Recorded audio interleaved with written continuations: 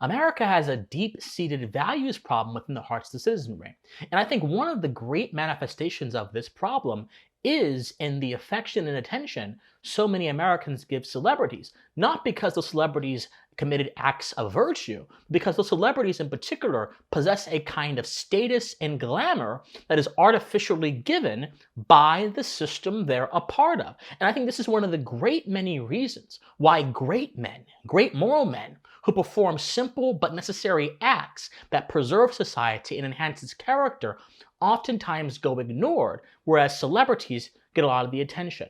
And unless we fix this problem of false glory, I call it, then my friends, I'm afraid that we will not be able to reorient our focus to what is important and fix the values problem that does plague Americans in their social thinking and also bleeds over into their political thinking. If we want to have a healthy civilization that values the right things, we must focus on the problem of celebrity worship and overcome it. And in this video, I'm going to give a roadmap on how we can do that, and I'm going to evaluate the nature of the problem with an eye towards reclaiming true and genuine virtue that simple men, great men, tend to exhibit. Before we do that, my friends, hope all are doing well. I am Christian Watts. Thanks so much for being here. If you enjoy political and social commentary with a philosophical bent, then I must implore you, please like, share, comment, subscribe. Do whatever you can, my friends, to ensure that our channel and our message is successful. This is a civic conservative project. If you believe the fundamental philosophical character of the American experiment is worth pushing forth into the modern discourse with philosophical rigor and moral rigor, this is the channel for you. If you believe America deserves better defenders who are not sensational, but who work in the ways of edification as opposed to the ways of spectacle, this is the channel for you. Thank you guys so much for being here. Now, please enjoy the video. So, I think the best way to begin examining this problem, the problem of celebrity worship over the worship of great men, is to actually examine celebrity culture, the nature of celebrity culture itself.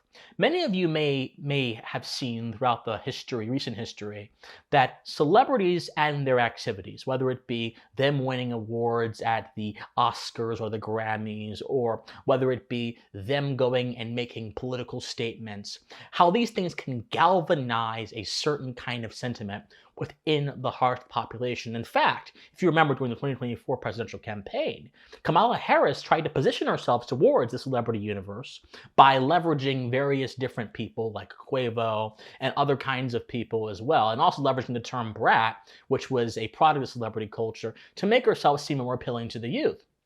But this is, of course, didn't just start in 2024. We even saw in 2008 when Barack Obama ran, how Oprah managed to shift the entire focus of the population and arguably help get President Obama elected to his first term. We've seen this kind of thing happen time and time again. We also see a kind of sentiment triggered by the mere presence of a celebrity. This is why, for example, the tabloid media exists. The tabloid media can only exist because it fulfills a need within the citizenry, a need to know about the lives of people who happen to have status, if not for any other reason to know about their lives. And so what in the world about celebrities actually imposes this effect upon the people? Well, it's that celebrity culture, my friends, both new age celebrity culture and old age, and I'm actually going to distinguish between the two in a moment. It manages to create a false moral universe that has within it a false hierarchy of values, which then encourages the citizenry to value things that actually don't deserve being valued because they have no more foundations for their values when it comes to that celebrity, and therefore to elevate an artificial culture and an artificial sense of meaning and worth within action. And this detracts from virtuous behavior. And most importantly, this detracts from the moral and civic preconditions that actually sustain virtue within a society, because it's actually incredibly wrong and unwise to assume virtue exists in a vacuum, or that virtue exists because there's an imposition upon the person to be virtuous. No, virtue exists within a context that sustains it. And there are certain conditions, both within the society that sustains it, and also within the heart, the moral that sustains it as well. In order for a virtuous person to be virtuous, they must have a society that respects the ability to act freely towards virtue, number one. Otherwise, they cannot be virtuous in a true sense. They can only be virtuous in a false sense, where they perform virtue by bearing its characteristics to avoid punishment, rather than actually embodying virtue and then using its substance within their actions, not to avoid punishment, but to encourage formation within the self and encourage rightful conduct. Also, virtue requires a government that is willing to remain on the sidelines, to remain outside of the private sphere and not try to influence the course of virtue. But also, virtue requires, most importantly, here's the third thing you have to get to understand virtue. It requires a true hierarchy of values.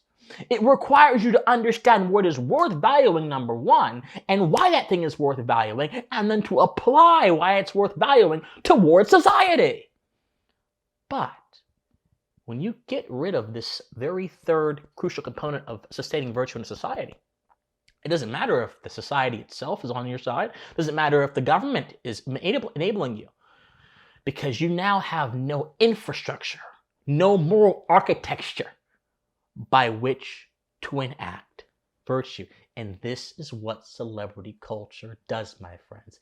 It robs the citizenry of a sound understanding of moral architecture. Let me give you an example of this. So within celebrity culture, the primary drivers of one's affection towards a celebrity is their sort of the person's perception of that celebrity in relationship to their life. So some people may have, for example, a favorite singer or even a favorite YouTuber. By the way, this is the new age celebrity I'm talking about. The old age celebrity is characterized by the kind of golden era of Hollywood, the kind of, systems-driven view of fame where you had to know somebody, had to have an agent, had to have a publicist in order to get fame. Whereas today, the new age version of fame is characterized by a kind of self-starting mentality where you can seek fame if you put yourself out there, because the avenues to it are decentralized. But for that very reason, the avenues to it that are decentralized actually cause the fame to have more of an imposing cost on the character of the person, because there is no separation between the person and the people that give them fame, the audience. There is instead sometimes even a sort of parasocial relationship between the two, which can cause problems. More on that later. But so the affection that people have for celebrities is produced primarily by how that person perceives that celebrity's worth to their life. Someone, for example, may have a favorite singer, and that favorite singer had songs that helped them get through a really hard time, and so that person now has an affection for that celebrity. However, there is also a status element to this as well, because whereas that favorite singer may have helped them get through a hard time, something about that singer's status and admiration within the crowd produces an even stronger affection within the person, because you can then get into the idea of having fan culture. Fan culture multiplies what is already a strong feeling of passion towards a celebrity and then magnifies it to the nth degree, therefore turning someone into a casual fan into someone who is like a member of a fandom, a member of someone who is really passionately liking that person. And then this can shift the understanding of value. The big thing about celebrity culture is that it holds status as the ultimate value for which the person is to be admired. So if someone has acted in X amount of movies, despite their actual talent, this may indeed induce somebody to have a sense of value within that person. If someone, for example, has acted alongside other actors that have higher status than them, this may then render them legitimate in the eyes of other people. And when this becomes the sort of standard of value, which is glory, the amount of people that you either believe that you have some kind of value because of your status or because of your association, when this becomes the ultimate standard, what exactly happens? What happens is you have a culture built upon approval rather than a culture built upon formation or a culture built upon virtue. Because virtue may itself, by the way, not actually get approved of in the minds of people who don't know virtue or don't appreciate virtue, but it's still the right thing to do regardless of who approves of it or who doesn't approve of it. This is one of the reasons why I think it's really interesting when you see YouTubers doing all these different stunts, doing all these crazy things to get affection from people, and then when they don't do those things right, or when they don't do those things the exact way people want them to do, or even better yet, when someone else does those things better than them, people will say, well, you're just a knockoff of X, Y, and Z, because it's about status. So within this false moral universe, where status dictates value, there is no way to actually understand true value because virtue goes beyond. Virtue is taken from the equation, but not only that, there is no foundation beneath by which to support that status except the fact that it exists. It's a self-contained moral universe.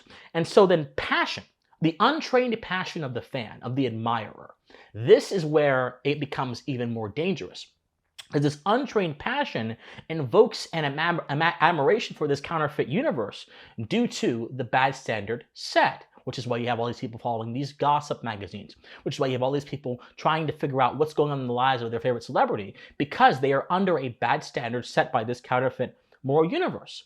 And so when you compare this, when you compare the status and the value formation, the false value formation of the artificial universe of celebrity culture to what may be less outwardly impressive acts in the minds of some, or less visible and bombastic acts in the mind of some. When you compare those two things, you begin to see a sense of admiration by the people whose minds are trained by celebrity culture has also been corrupted. If you root your imagination within status, and you then use that admiration to then drive the image or drive the career of somebody else, and you don't have a possibility outside of that admiration to actually understand virtue for where it is, and also not only that, but appreciate it for what it is in its own context, flashy or not, you're not going to be able to appreciate what should actually be valued in the first place. And this is precisely what happens when a great man, for example, a great man of history,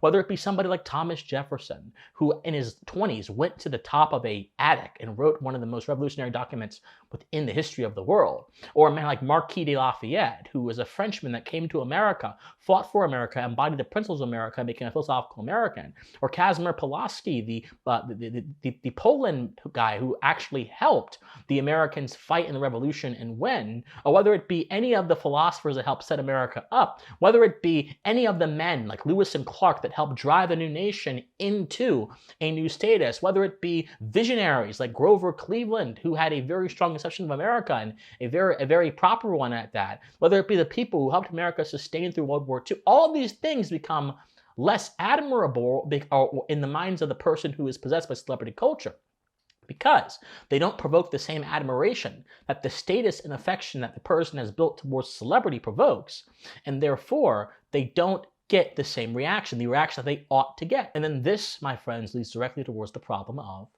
false glory. The philosopher Germaine de Stael, she mentioned that glory is a passion within human nature. But glory is a particular passion that is most dangerous because it has two effects on two different sides. It has an effect on the side of the person who seeks glory and an effect on the side of the people who give glory. The man that seeks glory is ultimately seeking the approval of others, but not just that. He is seeking the ultimate effect of their approval, which essentially elevates his image in the public eye and sets himself up as some great men propped up artificially by their praise. Those who give glory are also, again, giving their admiration towards somebody who in a particular moment satisfies their standard of value. Well, here's the problem. And this is actually where fame becomes dangerous. Glory is a finite passion. It only lasts and is only burned strong until it burns out. It's only strong until it's not strong. Glory is based upon the fragile assent, the fragile approval of the masses, which can change with the ages, just like taste change with the seasons. So therefore, men who are sustained by glory lose everything they have, lose themselves also the moment the people decide not to give them the glory, and the people who give glory become reckless with their admiration, and they lose a proper sense of recognizing virtue, and therefore their glory continues to go towards people that satisfy them in the moment rather than folks who ought to satisfy the standard in the long term. This is why you hear so many different stories about the dangers of fame. This is what David Bowie was talking about when he said fame makes a man take things over. What he was talking about is that fame is such a fleeting thing because it's built upon false glory, and false glory does not recognize good character, does not recognize a sustained conduct. False glory is temporary, and so are all of its spoils, including fame. This is why you have so many actors, so many singers who who are on the top of the world one time, but the moment they become non-useful to the system or to the people that brought them up in the first place, their fan base, they get discarded as if they don't actually matter. In other words, celebrity culture through the use of false glory turns man into a means to an end, rather than seeing man as an end in himself, and therefore erodes his nature as a moral agent and instead puts him up as a prop of some temporary fascination. And this is the problem. When you see man as an entity within himself, you can then therefore appreciate what it means to be a well-maintained entity, a ordered entity. And when you see man as an entity within himself, you can therefore appreciate greatness. But when you don't do that, you can't appreciate greatness. Because greatness is not stable, it's not long-lasting, it's not foundational. Greatness is temporary and built upon the shallow approval of others. And so fame within the counterfeit, more universal celebrity culture becomes a symbol, a brand, rather than treating man as a full embodied moral agent. My friends, when we see virtue in others, we ought to see it for how it is, not for how much approval it gets, not for how much praise it gets in the temporary.